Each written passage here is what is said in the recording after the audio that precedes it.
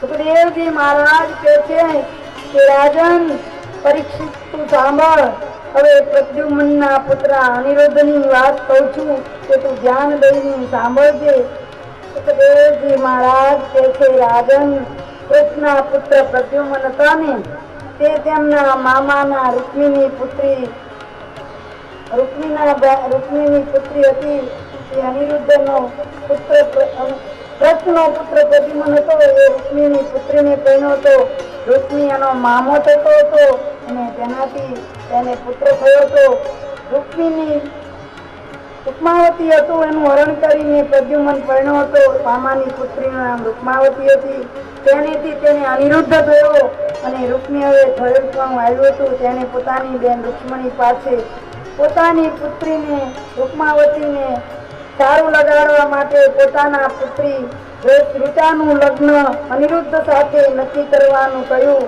અનિરુદ્ધના વિવાહ ઉત્સવ ઉજવવાનો હતો એટલે એક દિવસનો પ્રસંગ બને છે કે ભગવાન રૂક્ષ્મણી જ્યારથી પરણીને આવ્યા, ભગવાન હરણ કરીને લાયા, ત્યાર પછી પ્રભુ કોઈ દિવસ રૂક્ષ્મણી કુંડલપુરમાં ગયા નહોતા.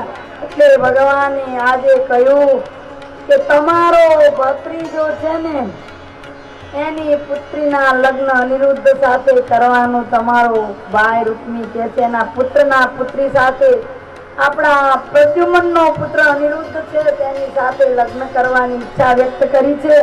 તો દેવી તમે જાઓ તમારા ભાઈને ઘેર. રૂક્ષ્મણી ના કહે છે. ભગવાન એમને સમજાવે છે. ભગવાનને ખબર હતી જે આજે પ્રસંગ બનવાનો છે એમાં રૂક્ષ્મણી જો હાજર હશે તો આનાકાની કર્યા વગર મારી પાછળ જીવ આપવા તૈયાર થઈ જશે. એટલે ભગવાન રૂક્ષ્મણીને મોકલ્યા છે કુંડલપુર. અને આ બાજુ સવારમાં ઉઠી ભગવાન નાઈ ધોઈ પીતાંબર પહેરી અને હાથમાં ફૂલની છાપ લઈને ફૂલ વીણવા ગયા છે બગીચામાં.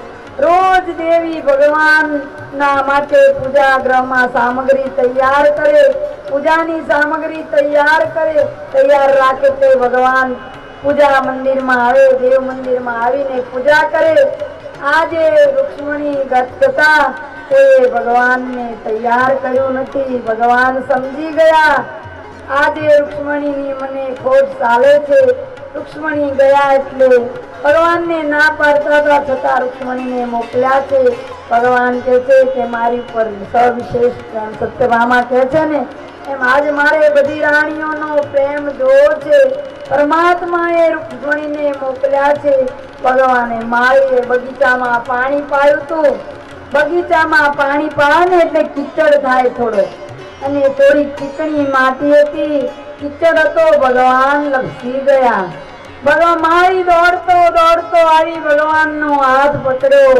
પણ જેને અધિકાર થાય ને, જેના જીવને ભગવાનને શરણ મળવાનું હોય ને, ભગવાન એનો જ હાથ પકડે છે. માળી ખસી ગયો છે. ભગવાને કહ્યું તો જા, તું તમતાર બગીચામાં પાણી પીવડા, હમણાં કોઈ જોશે મને તો શું કરશે. પરમાત્માને કઈ ઉભા કરવાની જરૂર હોય, પણ પરમાત્માને આજે પરીક્ષા લેવી હતી. તો દોડતા આવ્યા છે. સેવકો કહેવા માંડ્યા મહારાજ પ્રભુ માટીમાં ફીસડ ગયા છે. બધી રાણીઓ દોડતી આવે છે. ભગવાન કે ત્યાં ઉભા રહો, એક મારી શરત છે. કે શું શરત? સાંભળ્યા પછી મારો હાથ પકડવા આવજો. પહેલા તમને પસ્તાવો થશે કે પ્રભુએ અમને પહેલા શરત ન કહી, એટલે તમે બધા પહેલા શરત સાંભળી લો પછી આવજો. એટલે બધી રાણીઓ ત્યાં ઊભી છે. ભગવાન જ્યાં લપસી ગયા હતા નાનો એવો ખાડો છે, કિનારા ઉપર બધા ઊભા છે. ભગવાન કે જે મારો હાથ પકડશે તરત મૃત્યુ પામશે. મારો હાથ પકડશે તરત મૃત્યુ પામશે. સૌ ખસી જાય છે. ભગવાને જોયું કે આ મેં જોતું તો સત્યભામા પણ કહેતા હતા, મિત્રવંદા કહેતા હતા ભગવાન હું તમારી વગર ન અમે રહી શકીએ. ભગવાનને ખ્યાલ આવી ગયો આજે જો રૂક્ષ્મણી હોત ને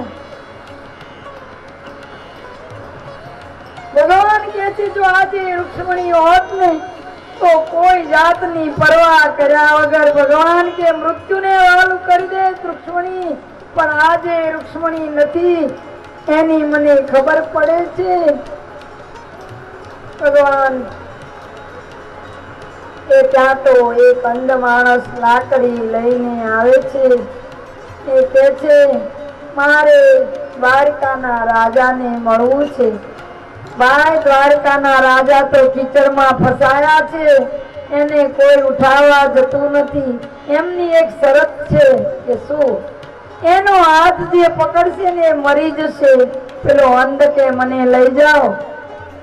અંધ લાકડી લઈને આવે છે અને આવીને કહે છે ભગવાનને હાથ ધરે છે. ભગવાન એમ કે તું અંધ છું, મને શું તું બહાર કાઢી શકીશ? ત્યારે અંધી કોણ છે ખબર છે? બિલ્વમંગળ. બિલ્વમંગળ એ ઉઠે સુદાસજી. સુદાસ કહે છે પ્રભુ મારે તારો હાથ નો પકડવાનો હોય, મારે તને બહાર નો કાઢવાનો હોય. આજ તારે સુરદાસ નો હાથ પકડવું હતું ને, એટલે તે લીલા કરી છે પરમાત્મા. તારે આજે સુરદાસ નો હાથ પકડવાનો છે. પરમાત્મા નો હાથ પકડનાર કોઈની તાકાત નથી કે પરમાત્માને કીચડમાંથી બહાર કાઢે. આજે સુરદાસ નો હાથ પકડી ભગવાન બહાર આવ્યા છે.